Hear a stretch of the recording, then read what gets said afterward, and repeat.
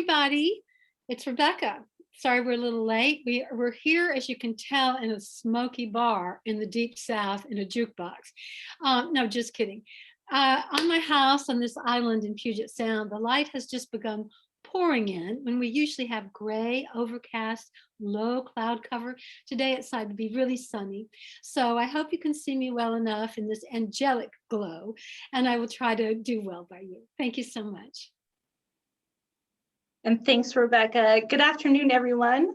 My name is Chantel Sworen, and I'm a librarian here at the University of Tennessee in Chattanooga, or UTC. Go Mocs. We are very pleased to have with us our special guest today. I wanted to share a couple of housekeeping notes before I introduce Rebecca. We are in a Zoom room and live streaming to YouTube, so there is a slight lag, and therefore you might notice a delay in some of the closed captions. As well, those captions are generated by a computer, so there are sometimes small errors, but for the most part, we've been very happy with it, and I hope you're able to read them well. The Dean of the UTC Library, Teresa Lidka, is in the chat section and will help you with any comments or questions that you have about the event, and she will also be forwarding your questions to Rebecca to answer later. Please do share your questions throughout the event. We definitely want to hear from you. After Rebecca shares her initial remarks, there'll be time for questions. Rebecca loves questions, and like the Yayas, adores conversation. So please be willing to share with us this afternoon. If you're unable to post a comment on the YouTube live chat for any reason, please feel free to use the alternative question gathering survey that we've posted in the comments. There's a link there, and it's another way for you to get your questions to Rebecca. Don't be shy. I have it on good authority that Rebecca loves the yaya-ness that can come from the newfound intimacy that we can all experience through the magic of Zoom. So in a couple of moments, we'll hear from Rebecca herself about her own divine secrets of love and loss, illness and health, goofiness and spirit, and ultimately her abiding faith in the power of creativity. But first, I wanted to give you a little bit more information about our special guest. Rebecca was born in Louisiana and raised on a cotton farm. She is a natural born storyteller, and she's always used her talents to share her rich creativity with the world. A graduate of Louisiana State University, Rebecca has also studied Tibetan Buddhism and creative writing at the Naropa Institute, studied acting in New York City, and performed off-Broadway. She has been a guest artist teaching writing and acting at the University of Idaho, the University of California at Santa Cruz, Washington State University, and Antioch University. Her life defies any limitations. She's waitressed at Yellowstone National Park, acted in regional theaters all across the country, and hired out as a fortune-telling gypsy for sorority reunions. Many of us were introduced to Rebecca through her work in her novel, The Divine Secrets of the Yaya Sisterhood, which was on the #1 New York Times bestseller list for over a year. It won the American Booksellers Award and was shortlisted for the Orange Prize. The book launched a host of Yaya clubs worldwide. If you were or are or want to be part of a Yaya club, please do share that with us in the chat. Divine Secrets of the Yaya Sisterhood was made into a feature film produced by Bette Midler and starring Ashley Judd and featuring Maggie Smith. Rebecca's work has been translated into 26 languages. It's sold over 6 million copies and continues to be one of the most beloved novels about women written in the 20th century. It's a treasure, and its themes are especially fitting for us to discuss today on International Women's Day. Rebecca's other best-selling novels include Little Altars Everywhere, which won the Western States Book Award, and Yaya's in Bloom. In her novel, The Crowning Glory of Calla Lily Ponder, we met an entirely new set of characters from the magical Louisiana town of LeClaire, characters that are, in Rebecca's words, spiritual cousins of the Yayas. Sorry. Rebecca's love of the stage has never dimmed. She wrote, produced, and starred in the plays Splittin' Hairs, which won Showtime's Excellence in American Theater, and her play Gloria Duplex is about an erotic dancer in the French Quarter who has a mystical vision. The play was called by the Seattle Post-Intelligencer one of the glories of the decade. She has adapted her newest one-woman show, Daughter of the Yaya Sisterhood, An Evening with Rebecca Wells, for virtual performances. She's lived all over this great country, from Louisiana to New York City, to Boulder, to Santa Barbara, to Fairhope, Alabama, to Nashville, and now back to her current home on an island in the Salish Sea of the Pacific Northwest. The very sunny day that it is there today. The Salish Sea is the native grounds of the Salish First People. Rebecca is a Lyme disease survivor and a member of the Payne Chapel African Episcopal Church in North Nashville. Although, as she has said, my religion is about staying attuned to the divine in every being, in every moment, to accept everything, fight nothing, and as her mother taught her, for heaven's sake, Rebecca, have fun. Rebecca shares through online performances, reading, speaking, teaching, and creativity workshops. She also works as a one-on-one as a creativity coach. So it is my deep pleasure to now welcome the woman who gave us the yayas and so much more. On behalf of the UTC Library, I'm thrilled to welcome Miss Rebecca Wells. Well, thank you for such a beautiful introduction, everybody. And it's so great to be here with University of Tennessee, Chattanooga, for inviting me, and today, especially on International Women's Day. So I celebrate each of you for the sheer courage to be a woman, and those of you who identify as a woman in the world today. As was said, I grew up on a cotton farm called Lodi in Alexandria, Louisiana. I turned 68 a few weeks ago, and in this new phase of my life, this Act 3 of my life, I've revisited my books for the first time in over 20 years. I wanted to understand how I learn what I've learned and what I'm still learning about what it is to be a woman. What is it to have been born in the middle of the 20th century, raised by a woman whose own mother was born in the 19th century in the Deep South? Now, in 2021, with the power of women ascending like never before, thank God, I ask myself, what did my mama teach me? What did my father teach me?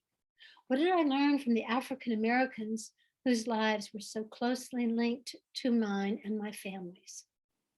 What did I learn about what we call femininity, about race, about class? What was I taught to hide? What do I want to hold on to? What do I want to come clean on? What do I want to let go of?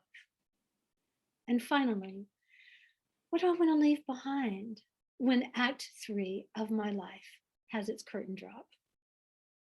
Well, I have more questions than I have answers. Just call me Nancy Drew. I'm investigating the mysteries of the secrets behind the divine secrets. In other words, I'm taking a fresh look at the life I was born into. Now, my mother was named Margaret Jordan Wells, but everyone called her Sister because she had 5 brothers. Sister, now that's pronounced sister. She is the inspiration for Vivi Abbott Walker, the mother in Divine Secrets of the Yaya Sisterhood. Until her final sailing in 2017, she lived on Lodi Farm. When I first started writing Yaya Sisterhood, I asked her if she could loan me her scrapbook.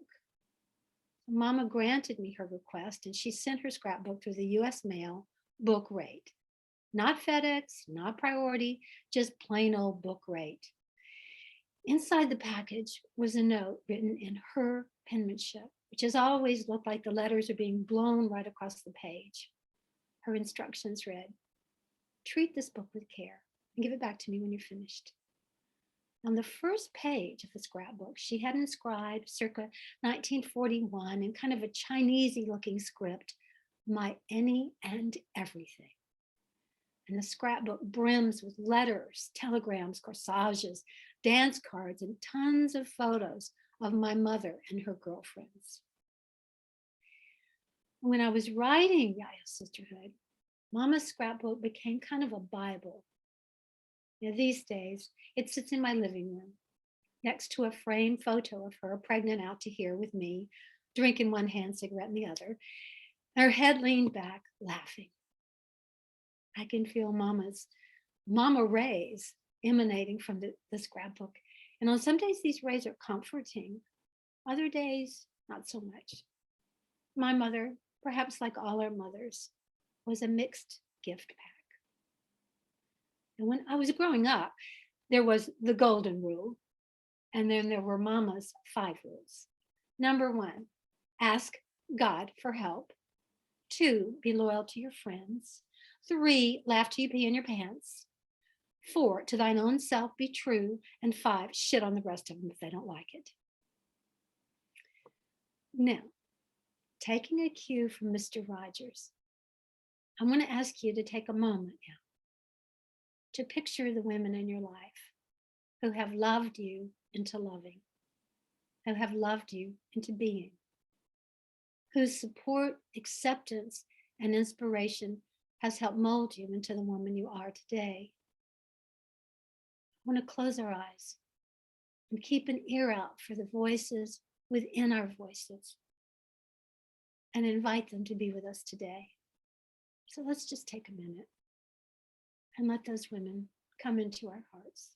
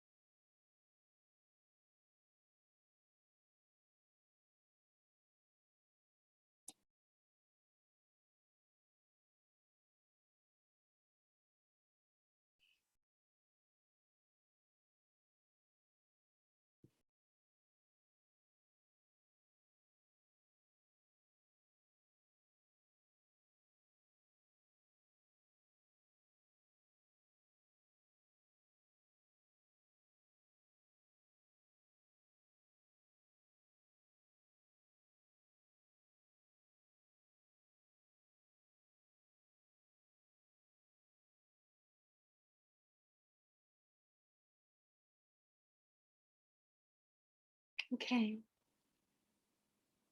The world needs their voices, and the world needs our voices, needs our authentic voices as individuals and as a sisterhood.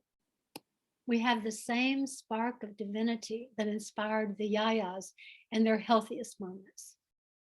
Together, let's build a bonfire down by the creek under the moon's light and share our stories for ourselves and for the good of the world. Okay, so how about a story? This is an unpublished piece from the book I'm currently writing that is tentatively entitled Daughter of the Yaya Sisterhood.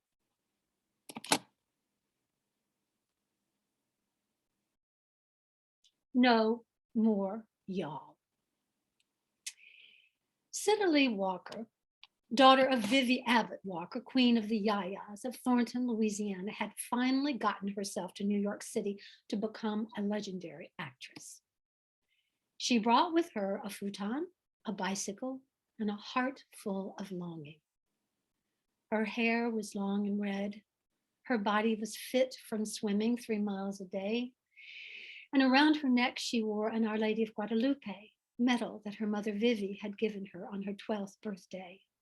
Stick with the Blessed Mother, Vivi said. She will save you from the flames. Cicely found her way into a crumbling 5th floor walk-up in a brownstone on West 89th, a half block from Central Park, across the street from the Claremont Riding Academy. This was 1982, and that block was still mostly funky in a good way. This was before gentrification stole the city. She was lucky if her landlord turned on the heat for a couple of hours a night in the winter and forget air conditioning. But the fact that she could hear the horses clomp past her window and smell them made up for whatever the sublet lacked. She'd grown up on Pecan Grove. That sweet and musky smell of horses made her feel at home in a city that was not hers. Well, right off the bat, Sitta scored tons of auditions, maybe 15 a week. Well, they weren't actually auditions. They were interviews to determine whether she was worthy of an audition. This was her life then, auditioning for auditions. Finally, a director from Seattle took her aside. Gently, he said, you may just want to work on your accent. You'll be growing up against Juilliard graduates and students from Yale School of Drama. Listen, I know how difficult this can be. I'm originally from Tennessee. He said this like a friend who, with all sincerity, was suggesting that she use a stronger deodorant. Accent? Accent? It had never occurred to our girl that she had an accent. Well, country folk deep in North Louisiana, piney woods, had accents. Cajuns had accents, but she, Sitta Lee Walker, daughter of Vivi Abbott Walker, queen of the Yayas, Sitta had kicked off her acting career at Central Louisiana Summer Youth Theater in Thornton at the age of 14. 16 plays at Louisiana State University, 7 Baton Rouge Little Theater productions, and she'd actually earned money as the star of a car commercial for Borderline's Buick, where she sat on the back of a convertible wearing a bikini and cowgirl hat. And then, oh sweet Jesus, Lord help her, there was the Ramada Inn dinner theater in Chicago, which is what she thought of as Shreveport. She tried to tell herself it was Chicago, but it was Shreveport in North Louisiana. She created the role of Shishi, the dumb blonde, in a play, unfortunately written by the hotel's assistant manager, and the play was called Blind Love. Shishi, of the high voice and scanty outfits, secretary to a French playboy who pretends to be blind. That shitty-ass one-trick pony of a play written by the hotel's assistant manager rode the range of grope, laugh, grope, laugh, grope and laugh, and grope some more. Each night, at least half of the audience was drunk. In the public bathroom, where Sitta Lee made 2 different costume changes, women she had never laid her eyes on before asked to borrow her hairbrush. Here, she'd say, just keep it. I'll get another one. These were not women you wanted to mess with. On closing night, the producer, AKA director of Gropes, AKA front desk manager, handed Sitta an envelope with a note that read, ran out of cash to pay the actors. We know you'll enjoy these half-pass coupons for 3 nights and a standard room at the Ramada Inn. Room service not included. Sitta went home and wrote in her journal that night, remember the Ramada. No more Narada. Now in Manhattan, Sitta was gung-ho to dive into the deep, very deep waters of Stanislavski method acting. She would tunnel fearlessly into her unconscious. She'd examine her soul. She'd dig doggedly into the home soil of herself. She would plunge into herself and excavate memories of smells and taste and muscle and emotions. She'd ransack herself for the sake of art. If her life's calling required that she assassinate her accent, well, this was a strong, very, very small price to pay. Or so she thought. There was no time to waste. Within a week, Sitta had enrolled in the Jeffrey Crofton School of Proper American English. She'd spotted the flyer on the equity bulletin board where the auditions to get an audition took place. The flyer read, learn to speak correct American English. Guaranteed neutralization of the Southern dialect. Study with Jeffrey Crofton himself. Become a citizen of the legitimate theater world, the world where you want to live. The classes took place at the Crofton studio with Jeffrey Crofton himself. This was in Hell's Kitchen when Hell's Kitchen was still Hell. The Crofton studio was a rental rehearsal room in a pre-war building. Plywood covered in graffiti boarded up the windows, but this did not frighten our girl. All of it was the passageway from life in Louisiana to the queendom of actress Bohemia. Two insurance agency, a dental office, a palm reader, and the headquarters of a dance troupe from Haiti occupied the building. A sign on the elevator read, "In repair." The site had been there since 1977. The studio itself was a large, high-ceilinged room with large windows at one end and floor-to-ceiling mirrors in the other. A large poster with a diagram of the face and neck was taped onto the wall. The sight of it activated a tiny gag reflex, which Sita forced herself. She forced herself to stop the gag and study the diagram, and there in much detail, each organ was clearly drawn with little arrows identifying its name: lips, labia, teeth, dentes, gum ridge, alveolar ridge, uvula relaxed, uvula raised, nasal passage, mouth, oral passage, tongue, lingua, tip of the tongue, front of the tongue, middle of the tongue, back of the tongue, throat, epiglottis, and more. It was enough to make her want to never French kiss again. The class composition: 5 daughters and 4 sons of Alabama, Mississippi, Tennessee, and Louisiana, each of them longing for citizenship in the nation state of theater. Sita had not spoken more than 2 sentences in her lilting, slow Louisiana voice when Jeffrey Crofton interrupted her. "Miss Walker," he said in a continental American dialect that sounded like he came from actually nowhere, "are you aware that the drawl with which you speak lowers one's perception of your quotient by at least 20 points?" "Oh, no, sir. No, not actually, no." "Well, do you wish for yourself a career acting in third-rate dinner theaters throughout the South?" Blood rushed to her cheek. How could he know about the Ramada? How? Siddeley stared at Jeffrey Crofton in his white turtleneck, paisley neck scarf, and tweed jacket. "No, sir, I do not wish for myself such a career." "Excellent, Miss Walker," he said. "Then you are indeed in the right place."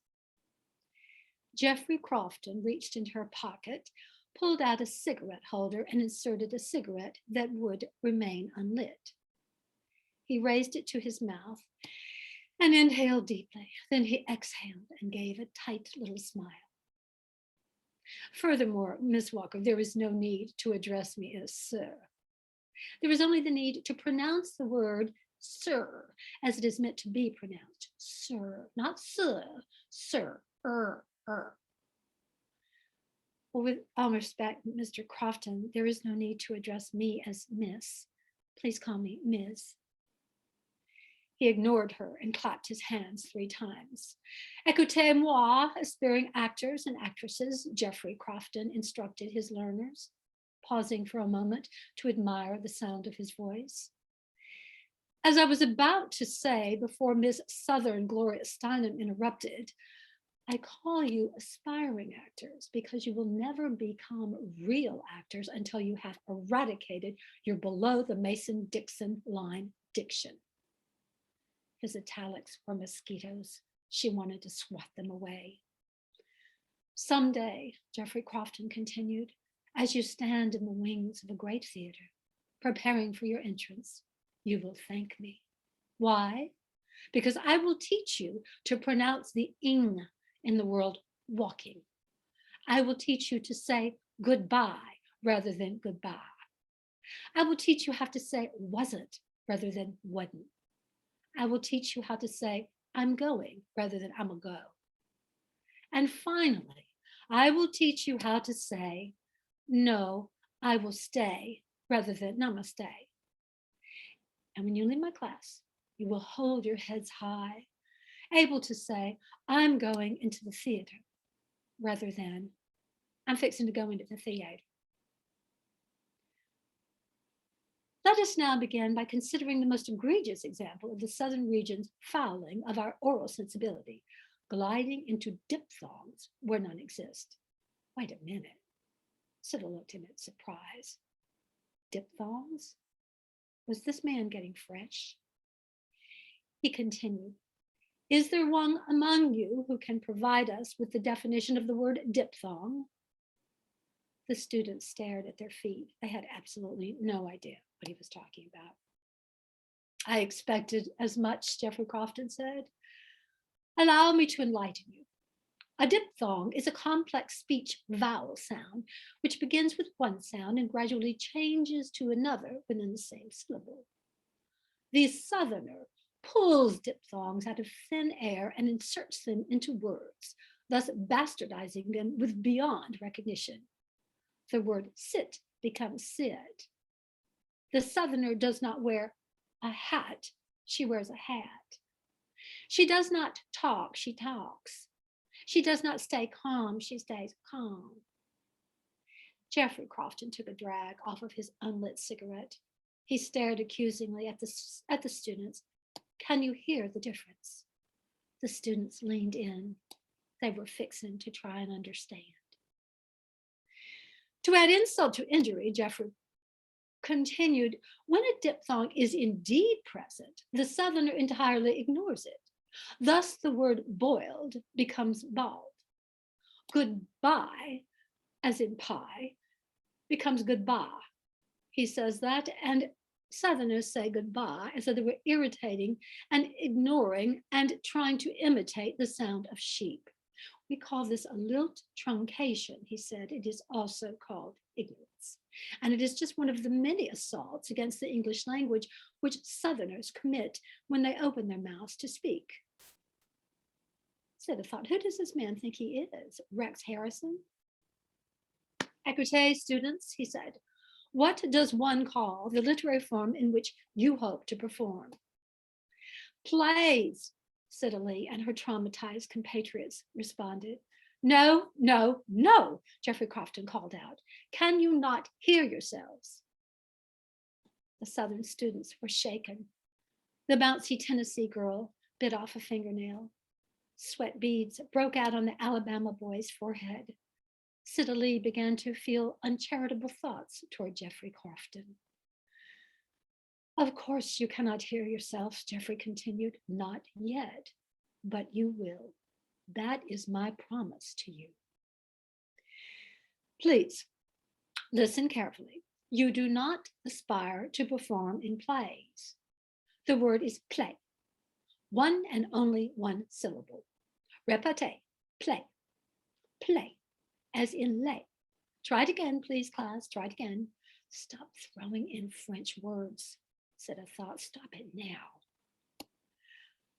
Play, Sita and her compatriots called out, sounding exactly as they had before. Geoffrey Crofton closed his eyes and slowly rolled his neck in a circle, first to one side and then to the other. Citily would learn that this was a thing actors did. They rolled their heads at the greengrocer and waiting in line at the sidewalk bagel cart. God forbid that an actor should have a tight neck. Citily copied Geoffrey Crofton, her long red hair tracing an arc. She felt like a kindergartner. No, that's not true. She had fun in kindergarten. She was actually a goddamn leading lady in kindergarten. Enough for today, Geoffrey Crofton said. He waved his hand in dismissal. Go on home to your awful little sublets. Come back tomorrow, ready to work hard. R. Outside, Citily exchanged her jazz shoes for tennis shoes. She watched as people walked by. None of them met her gaze. In Louisiana, every person who passed by looked in her eyes. They said, hey, how you doing? Well, that's what white people said. Black people didn't meet her eyes. They écouted to Jim Crow commands, the sound of which Sita did not yet know how to hear. Our girl put on her helmet and guided her bike into a sea of a million yellow taxis. Geoffrey Crofton, she thought. Geoffrey Crookton. Geoffrey full of Crofton. Lord Geoffrey, Royal Duke of Crapton. Now, in order to pay for the class, along with rent and utilities, Siddeley finagled a waitress job at the bar and grill of the once was and now wannabe stately wannabe Neapolitan Hotel in the East 30s. She served cocktails and upscalish bar food. The menu included world famous Neapolitan pork chops that were not in the least bit world famous. The Neapolitan lied about their pork chops. Siddeley lied on her job application. She claimed she had waited tables for 6 years at La Vies Belle in Paris. There was no Vies Belle, and she had never been to Paris.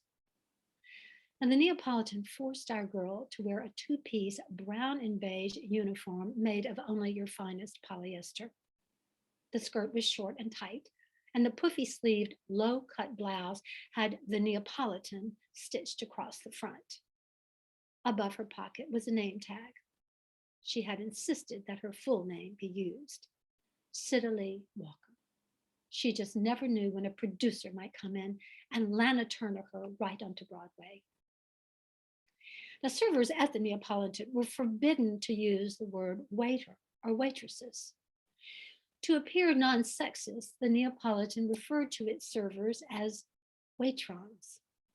Siddeley was to smile and greet her customers by announcing, "Good afternoon or evening, and welcome to the Neapolitan. My name is Siddeley Walker, and I'm an Aquarian, and I will be your waitron today." Each of the Neapolitan tables held small stainless steel bowls of orange crackers in the shape of goldfish. Steve Byrne, the manager, an ex-aspiring actor whose given name was John Bergerski, did his best to speak correct American English. But if you had a picky Jeffrey Crofton kind of ear, you could still tell that he was from northern Michigan. Stephen made it clear that if Siddeley allowed one of her goldfish bowls to fall even a little short of the goldfish, there would be a price to pay. The Neapolitan had its standards, and Steve, for one, was not going to stand by and allow them to drop, not on his watch. "Remember," he said, "keep your eye on your goldfish." He smiled when he said it, but still. After Siddeley paid the rent and the utilities, she was left with exactly enough money to eat eggs for a month.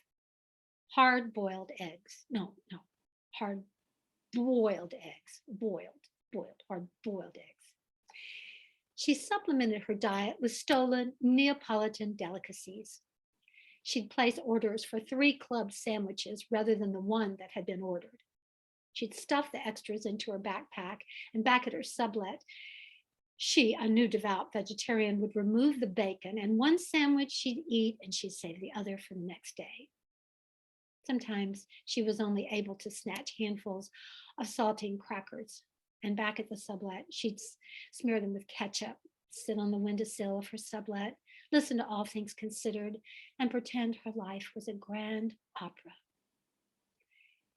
You may be wondering, how did she afford her feminine hygiene products? Well, customers, always men, gave her loose change and commanded her to walk down the hall to the vending machine to buy packs of cigarettes for their post-meal smoking pleasure. Siddeley used these breaks to sneak into the ladies' room where the staff was forbidden to go. After making sure that the coast was clear, she'd bang on the Tampax dispenser until tampons came out. Then she'd cram them into the waste pouch that the Neapolitans used to stash their tips. Why did she do all this? She did all this because she, Siddeley Walker, was going to become a legendary actress. For the most part, she was a shoddy-ass waitress. But if she lucked out and the host seated just one large party in her section, she shone. She could remember exactly what each person ordered without even writing it down. She could deliver their dishes with a flourish. But if the hostess tortured her with, say, 3 4 tops and a deuce, Siddeley became clearly Lucille Ball on diet pills. Often our girl was able to maintain her sense of humor. For instance, the first time she actually accidentally dropped a plate of French fries into a man's chivas and water, She announced, "Well, sir, this is your lucky day. This is no accident. This is fate. It means you have won an all expenses paid vacation to Neapolitos, the Neapolitan Club's private island." There was no such island. There was no such club. When her humor escaped her, Citely would order 2 slices of German chocolate cake and then step into the staff bathroom and stuff them down her mouth. This kept stave off the panic attacks. Because what would happen? What would happen? Would she survive if she let a goldfish bowl run dry? "Hail Mary, full of grace," she would pray. No to Ramada. Keep your eyes on the goldfish. 4 hours a day, 5 days a week, in the confines of the Crofton studio, Citely and the other Southern students stood in front of the full-length mirror and performed exercises in volume control, tongue placement, lip position, and mouth formation in their attempts to speak great American proper English. Geoffrey Crofton used his cigarette holder as a baton. "Study your faces carefully," he would say. "Observe each movement of your face and lips, full concentration. You must learn to recognize your mistakes and how to rectify them. Correct your Southern dialect, and you correct who you are." In the Crofton course, we do not merely neutralize dialects. We neutralize the parts of ourselves that prevent us from bringing characters to the stage. Free yourself of the shackles of regionality and free yourself to enter the universe of the professional actor. Finally, the day came for the first big test at her Southern dialect neutralization boot camp. It was time for each student to stand alone in front of Geoffrey, his accent-free bitch queen self, and count to 10. Stripped free of the Southern accent, one by one, or so they thought they were stripped clean, one by one these students of screened-in porches, ceiling fans, shooting the breeze and iced tea, stepped forward. One by one, they did their best to hide where they came from. Sita could hardly bear to watch. She let her mind go loose. A short movie played in her head and tried to make its way into her heart. She saw herself, age 4, in her seersucker sunsuit and bare feet, her mama Vivi on the porch. On the swing was Citely's grandmother, Bucky. "Vivi," said Citely, "show Buggy what a smart girl you are. Don't embarrass me in front of your grandmother, honey. Darling, do it perfectly, like you know you can. Count, come on. 1," and Sita started. 1, 2, 3, 4, Citely counts, swaying slightly from side to side all the way to 10. How Vivi clapped. How she brought her fingers together to her lips and whistled her approval. "Isn't my daughter magnificent?" she said. "Isn't she a star?" See Vivi gesture grandly with her Lucky Strike cigarette. See her introduce her daughter to an intergalactic audience. And the scent of sweet olive, and the watermelon color of the crepe myrtle, and the scent of her grandmother's talcum powder, and the scent of Vivi's signature perfume, its notes of ripe pear, vetiver, a hint of violets, and something else, something spicy, almost exotic. The mid-afternoon southern light on the porch steps, the sounds of a lawnmower from a house 2 doors down, the dark, thick leaves of the live oaks in the front yard, the sound of ice cubes clicking against Vivi's tall glass of Lipton tea and Jack Daniels. All of this lived inside Sita. All of this bore witness on a Tuesday afternoon in September 1957 as Sita Lee Walker counted to 10. Now it was her time to betray her tribe. She wore her Waitron uniform with her jazz shoes. Her eye makeup was applied perfectly. Her long red hair was clean. Her heart was pure.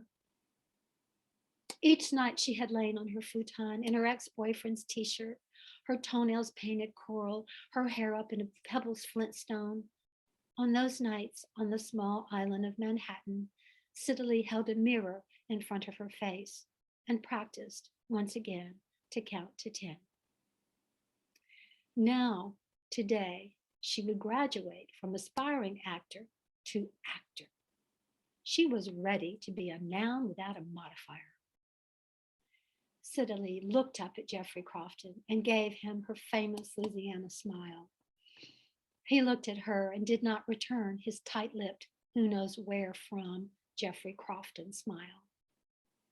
Miss Walker, heeding class instruction, please count to 10. She took a deep breath and began. 1, 2, 3, 4. Geoffrey Crofton put up his hand. Stop. Please try that last word again. 4. Sidley repeated. Geoffrey Crofton closed his eyes. He was actually being patient.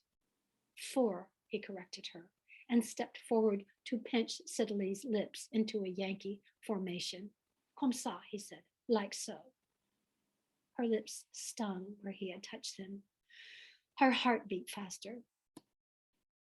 4, she said. Très bien, Geoffrey Crofton said. Continue. 5, 6, 7, 8, 9. Boy, man, was she ever proud of getting that one right. 10. No, said Geoffrey Crofton. 10. Sidley paused for a moment. Do it perfectly like I know you can. 10, she said. No, Miss Walker. Please try the word again. 10, said Sidley. 10, Geoffrey Crofton corrected her. Not a tin plate, not tin foil, and I pray not a tin ear. Please try it one more time, Miss Walker. 10. 10. She felt dizzy, lightheaded. She wondered if she might be going crazy or if maybe she had suddenly developed a brain tumor. Listen carefully, said Geoffrey Crofton, and watch my lips as I make the word, the sound N, 10. Now, please, try one more time, Miss Walker, to form the word and sound it out correctly. Sidley tried to concentrate on her breathing. Sweat dripped from her armpits. She could feel thousands of little polyester threads drowning. 10, she quivered. She would not cry, not if it killed her, which she thought it might. Geoffrey Crofton placed a hand against his paisley neck scarf. He slowly shook his head and gazed out the window for a moment. When he turned back, he looked at Sidley. He was quiet for a moment before he spoke, and it seemed to Sidley that the whole world was quiet. When he spoke, it was without apparent malice. I mean this in the kindest possible way, Geoffrey Crofton said. Don't embarrass yourself any further, Miss Walker. Go home to the South.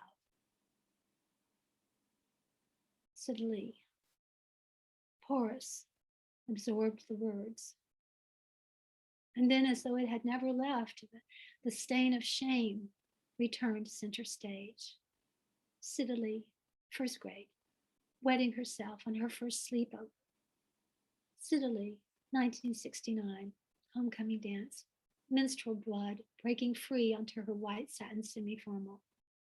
Sidley, her speech was not good enough. The place and the people who spoke her into being were not good enough. She was not good enough. Outside the Crofton studio, Sidley stood on the sidewalk outside the building that held the torture chamber. She tried to feel the ground beneath her. She unlocked her bike. She wiped her eyes before putting on her bike helmet. And then she heard someone ask, Siddle, would you like a stick of gum? Siddle thought she might be imagining this. It was the bouncy, aspiring girl from Tennessee. She loaned Siddle a weak tea smile that said, I'm trying to be nice, but I don't want to catch cooties from you. Siddle knew that it cost the girl to approach her. Talking to the loser could risk an animal's place in the pack. But the small, kind gesture moved Siddle. It was the sort of thing someone might do in Thornton, standing in line in the post office. Thank you, Siddle said, and unpeeled the gum wrapper. The Tennessee girl said, don't be upset. Mr. Crofton is just trying to help us. I'm sure he wasn't trying to be mean. Siddle looked at the girl. The girl kind of had those olive oil pop-out eyes. At home, Siddle asked, did your mother forgive? Did she just forgive you to chew gum in public? Yes, the girl said, but we're not at home anymore. No, Siddle said, we aren't. Siddle barely heard or saw the cabs and trucks and motorcycles as she biked across 45th to the east side. Her hands shook. Her right eye was twitching, and any minute she was going to start her period. She just knew it. She really hoped that eye twitch wouldn't become a permanent thing. Once she had arrived at the Neapolitan, or as she had come to call it, the Neanderthal, she took off her tennis shoes, slipped on the sad beige waitress shoes, and began to serve the public. She was now self-conscious about every sound that came out of her mouth. She hesitated before speaking. She remembered the look on Ronald Landry's face in 4th grade as he struggled not to stutter when Mrs. Knobloch called on him. It was really hard for Siddle to utter the word Waitron, but then it had always been hard to utter the word Waitron. At the end of that shift, Steve Byrne, aka John Bajerski, pulled her aside. Siddle, I'm really sorry to have to tell you this, but I have to let you go. She put down her tray. Her eye twitched some more. It was kind of like Venetian blinds opening and closing again and again. Why? Why do you have to let me go? Had she let her goldfish level fall down? Had she lowered the Neapolitan standards? Steve, the manager, said, Cook told me about last night. Suddenly racked her brain. What happened last night? Had they spotted the pilfered saltines? Had they seen them in the pocket of her uniform? Oh no, Steve continued. Siddle, you put in 2 orders of fried onion rings. Cook filled the order, and you left the onion rings sitting together under the heat lamp for over 10 minutes. And then when you finally came to pick them up, you touched the plate under the heat lamp and told the cook that the plate was too hot to pick up, that he would have to make a fresh order. You told the cook that you were an actress and couldn't afford to burn your fingers. You, a waitron, gave orders to a cook. What would she do without this job? Would she have to leave New York City in shame and return to Louisiana to work at a Dairy Queen? The dining room didn't seem real to her anymore. The tables weren't quite real. She couldn't tell if the cutlery against the plates was actually a sound or she was imagining it. She said to Jeffrey Crofton, well, it's true. I am an actor. She looked down at her hands. Well, sort of. Steve Byrne lightly touched her on the shoulder. He knew what it felt to be an actor, sort of. This is hard, he said, his northern Michigan accent becoming more pronounced. But Siddle, cooks are much harder to replace than waitrons. Waitrons, I know, it's a really stupid word. Look, we'll have your final paycheck ready next week. You can pick it up, or I can ask them to mail it to you if you just don't want to see this place again. Steve Byrne ran his hand across his forehead. And look, I really hate to say this, but we will need you to leave your uniform here at the hotel. We need to get it cleaned for the next Waytron. I don't have any other clothes with me, Sidley said. I biked here straight after Southern Dialect Correction class. Steve said, I wish I had the power to bend Neapolitan rules, but hey, my situation here is pretty precarious too. Sidley, you either need to pay for the uniform or leave it here. You are kidding, right? She said, and at that very moment she could swear she felt her period start. She could no longer meet his eyes, and he could not meet hers. She nodded. It was more of a bob than a nod. Her head bobbed and her eyes twitched all the way to the staff bathroom. A mop and a bucket in one corner, an empty toilet paper roll, filthy floors, all these bore witness as Sidley vomited into the toilet that was last cleaned approximately 2 months before. A merciful God made sure that there was at least one tampon in her waitress pouch. Actron, she thought, Actron, Ramada, no Ramada. If she were not so keenly aware of the Con Ed electrical bill that lurked back at the sublet, next to the propped up Stanislavski, the actor, prepares book, Sidley might not have slipped the puffy sleeved blouse over her head. She might not have unzipped the tight miniskirt and stepped out of it. She might not have slipped the tip money into her backpack. She might not have stepped out onto the street, bike helmet in hand, unlocked her bike, and begun to pedal. She would not have felt the air in Central Park as she pedaled faster and faster. She would not have seen or felt the people looking at her as she whizzed by in her little red bra and panties. Some of them horrified, others lit up and cheering her on. She would not have felt her own power as she freewheeled faster and faster. She would not have known the sanity of her muscles moving smoothly beneath the skin of her strong 25-year-old body. Would not have known the sanity of her heart as it beat in just the right rhythm. Would not have known the power and calm of launching herself on her own power across the big park that the Olmsted brothers designed for the intelligent use of leisure. That night, back at the sublet, plate of scrambled eggs, 3 Midol, and 2 tampons later, her twitch quieted down. She lay on her futon and held the hand mirror above her face. She did not do her accent annihilation exercises. She studied the contours of her face still soft with a hint of baby fat. She beheld her natural redhead complexion, the faint trace of freckles across her nose.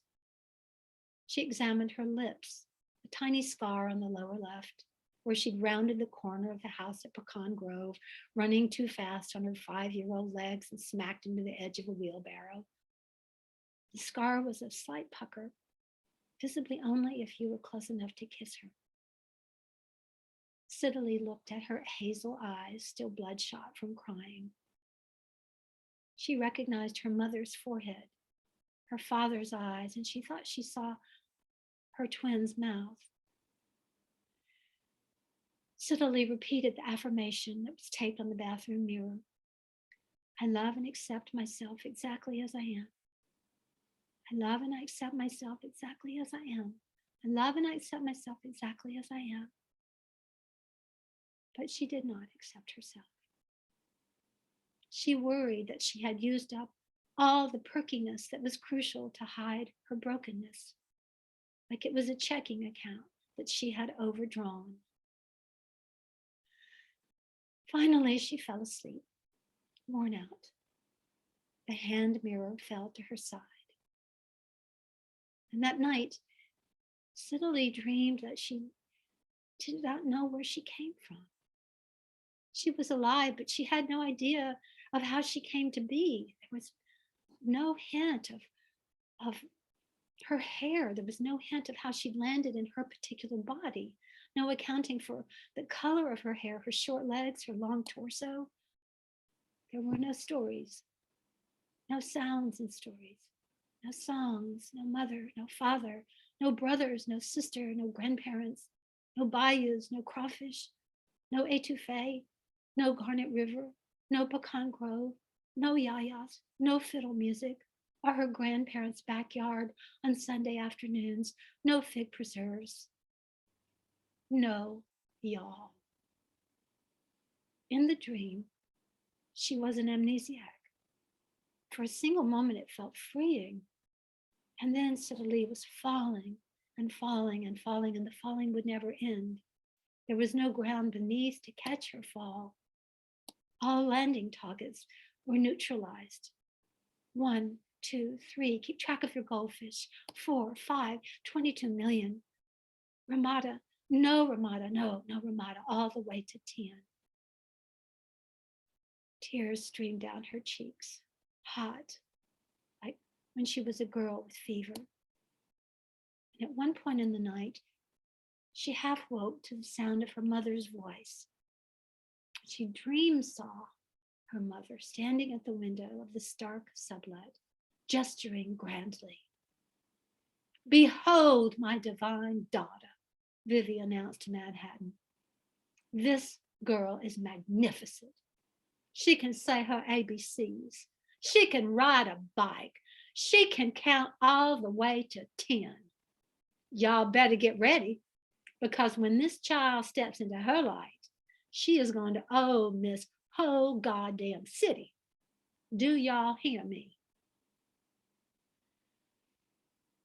When Sita switched on the bedside lamp, it was as though she were seeing her hands for the first time. She stared at them, then placed one hand in the palm of the other.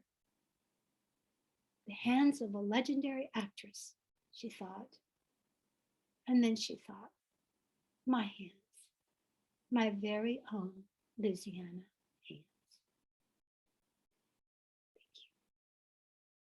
Thank you. That was amazing, Rebecca. Thank you so much. I am engrossed. I can't wait to read the full novel. I know you said you're just working on your manuscript, but I already hate that Jeffrey Cofton and hope he gets his comeuppance. So now we're going to go ahead and look to our audience questions. So for anyone who was too busy listening to pose a question, please feel free to add it through our live chat function. I'm going to check it now, if you'll bear with me just.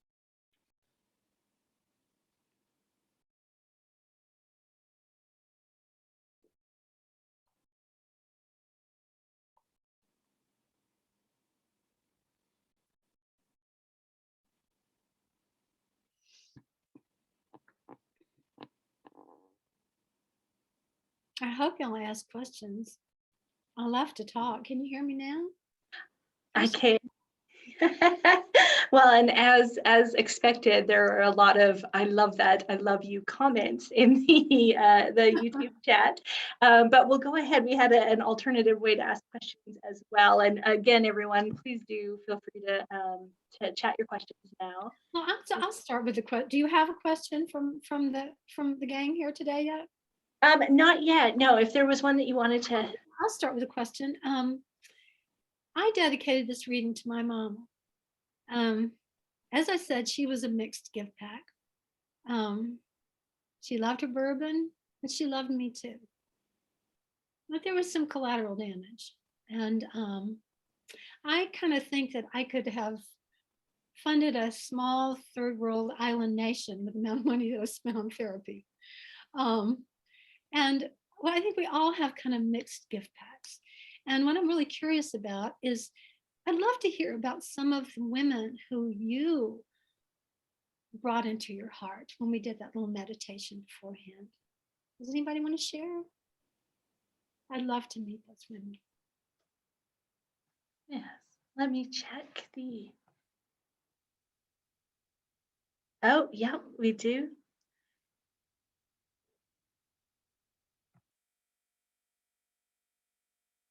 Well, while we're giving everyone an opportunity to share about the women that they invited into their heart, I do see a question now in the live chat.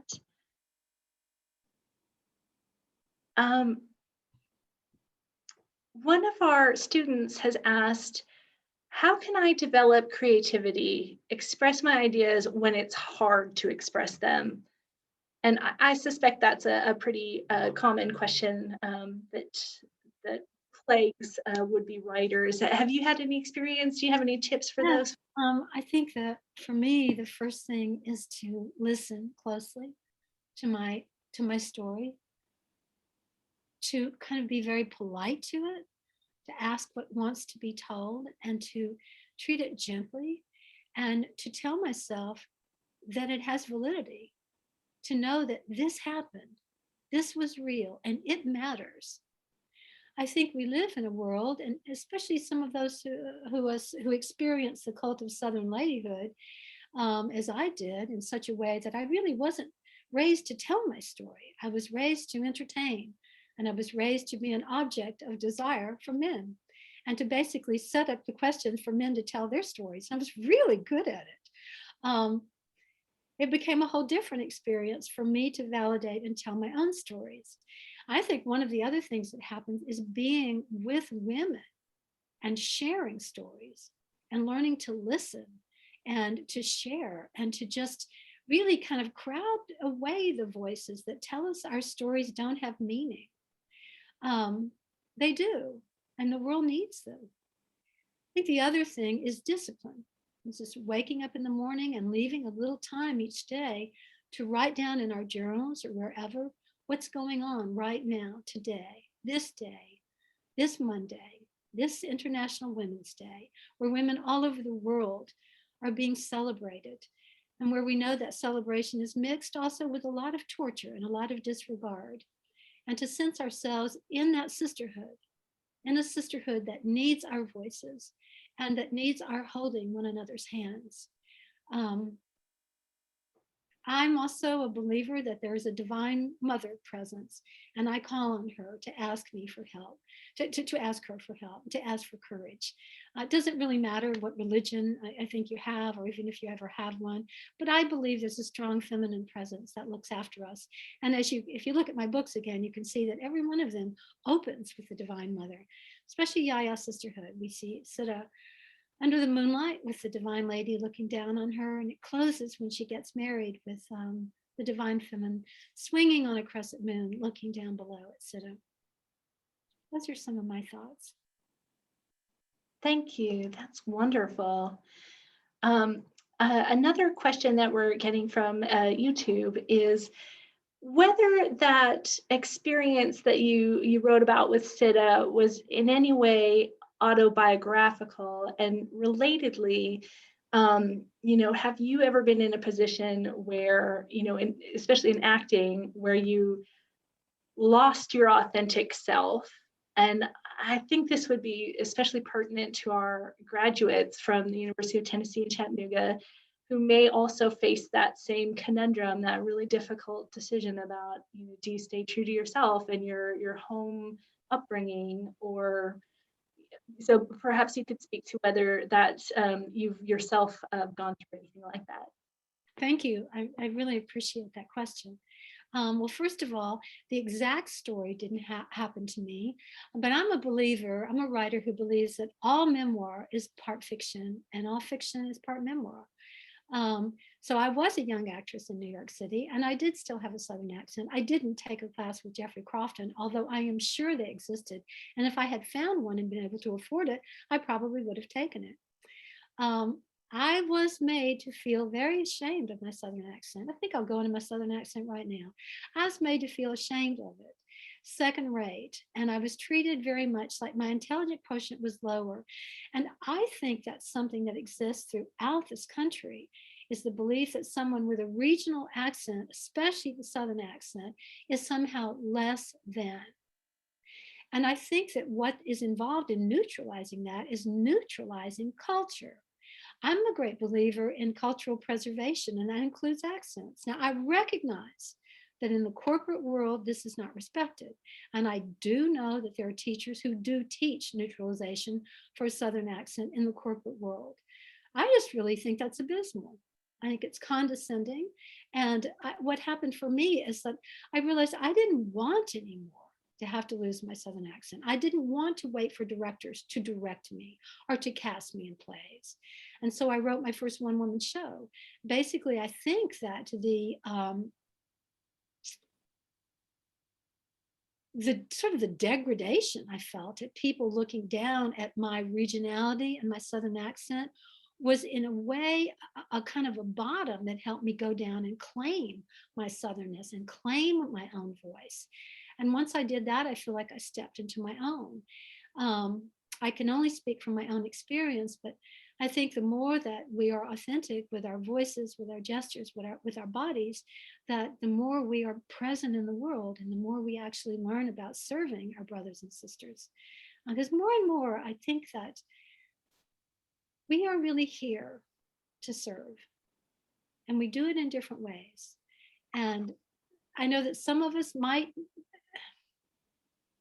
not know what that is yet, and that's really, really quite natural. It takes a long time, I think, at least it did for me, to find my voice and to know that it was good enough. Not perfect, but good enough.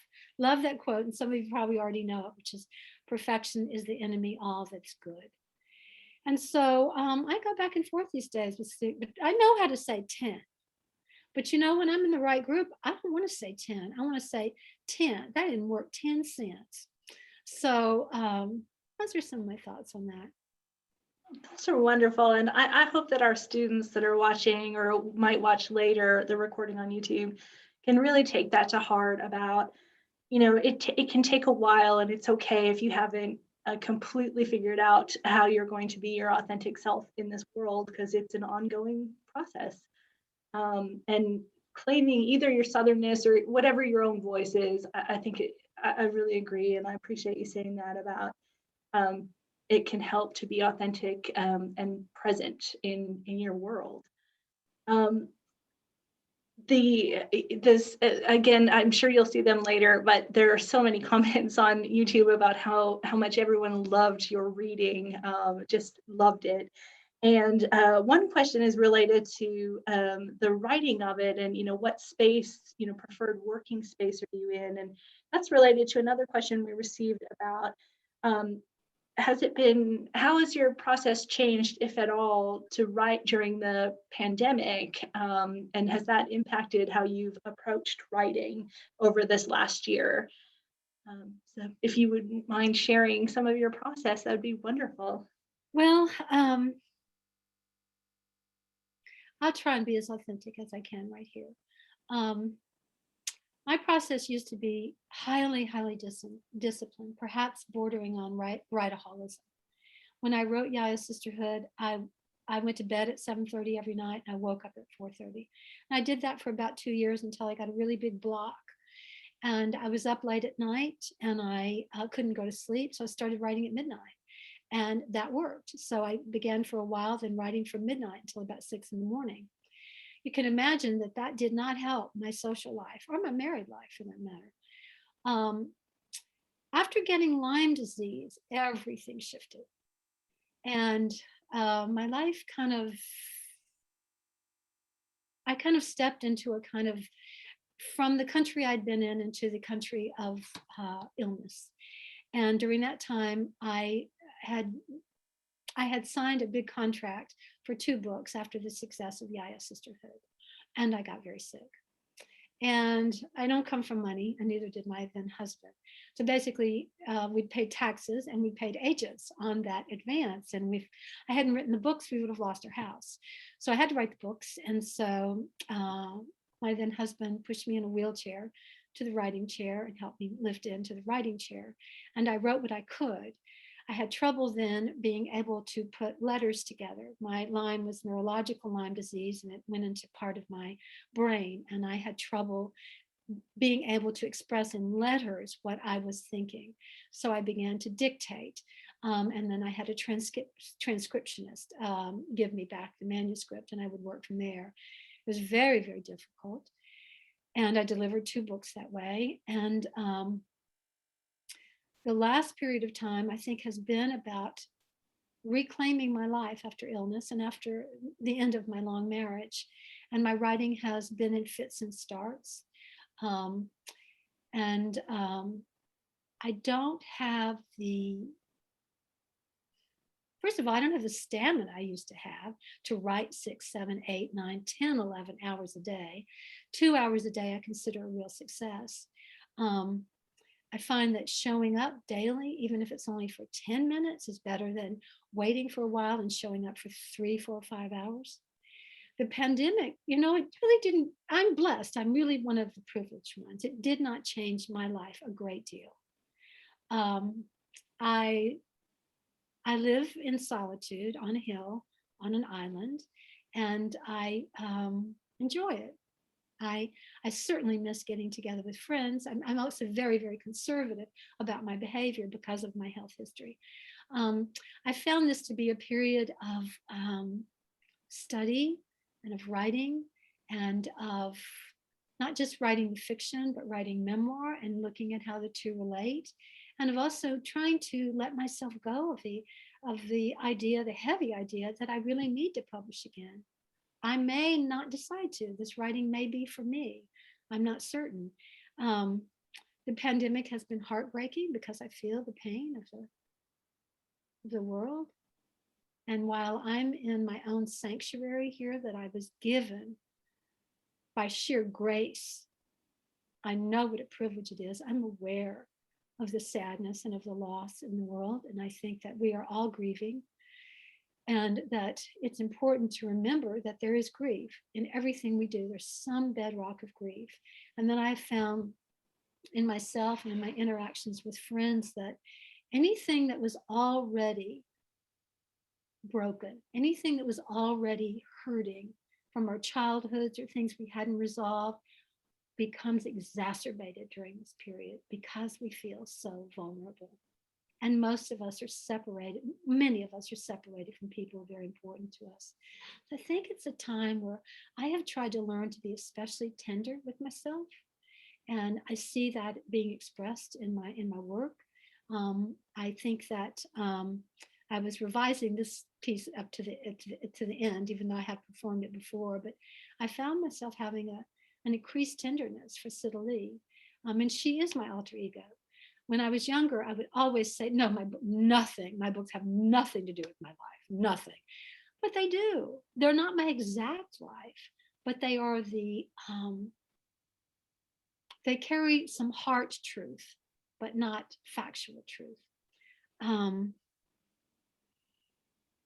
I think also for a lot of people, it really helps to get together and write in groups. I'm not one of those. I tend to be kind of solo, but I know that many, many people benefit from being able to read and share their works with other people who are trying to bring a writing practice into their lives. This is a practice in the way that meditation is a practice, or in the way that people practice for baseball or sports. Takes practice. And the idea of something coming perfectly from inspiration is vastly overrated. It's happened to me a couple of times in my life, but if you bank on it, you will never make a living or finish a piece. So I hope that's somewhat helpful. That is, and thank you for sharing. I had no idea about how much perseverance you showed in getting those books out into the world, and I'm confident that millions of people are very grateful to you that you were so brave as to do that. You mentioned approaching things from a solo aspect in solitude and isolation. One question we got on. Not isolation. Oh, okay. And they're very different things to me. I think that solitude implies a kind of painful loneliness. And I don't feel that. I feel really blessed, and I feel that I am surrounded by Douglas firs that are taller than two-story houses put on top of each other. I'm surrounded by gardens and by camellia bushes and by Puget Sound or the Salish Sea. I don't feel that I'm in isolation. I feel that I'm in solitude. And I certainly didn't plan it. I didn't say I was moving to Bainbridge Island to live in solitude, but I am, and I'm very grateful for it. So that just was, I had to correct that. Oh, yes, thank you for doing so. Because the question we got on YouTube was, what relationship do you have to social media? And I don't know if you have a relationship with social media.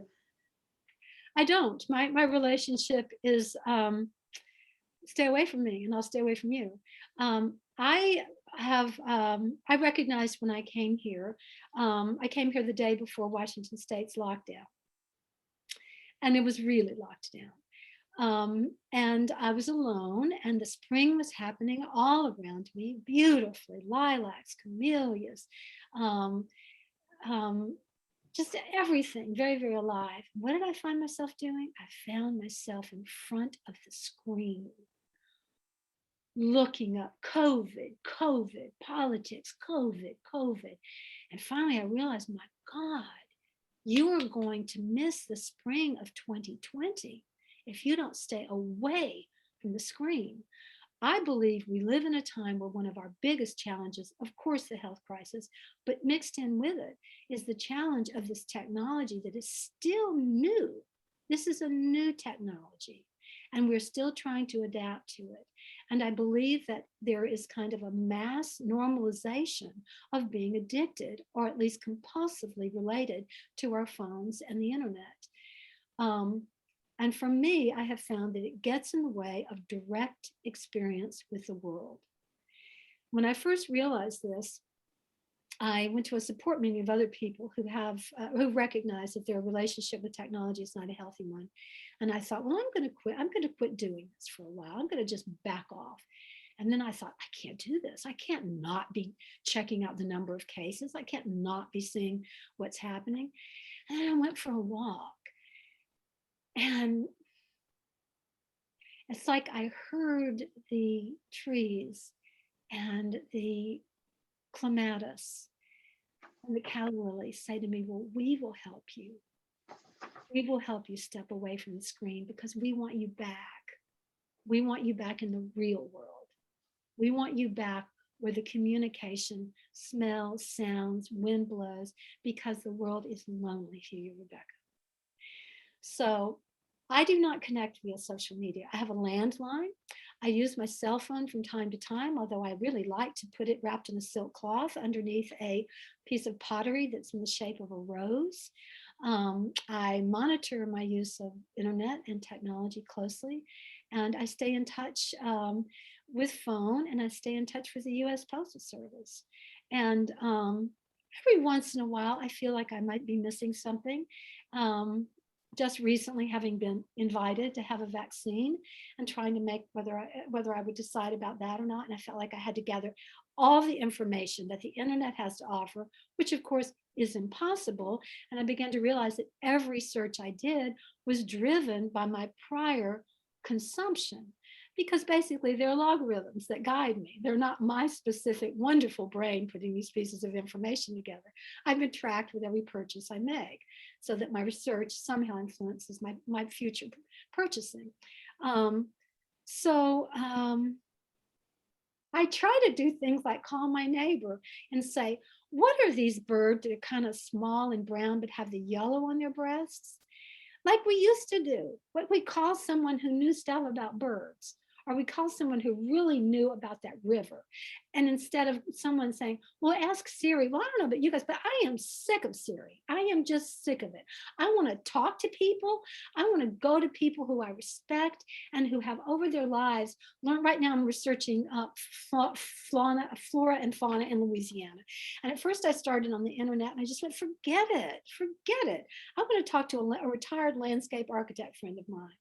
So that's a long way of answering my relationship with social media. I don't diss anybody for using it, but for me, it's not healthy. And I'm just living as old school as I can. And I'm finding that old school deepens my soul.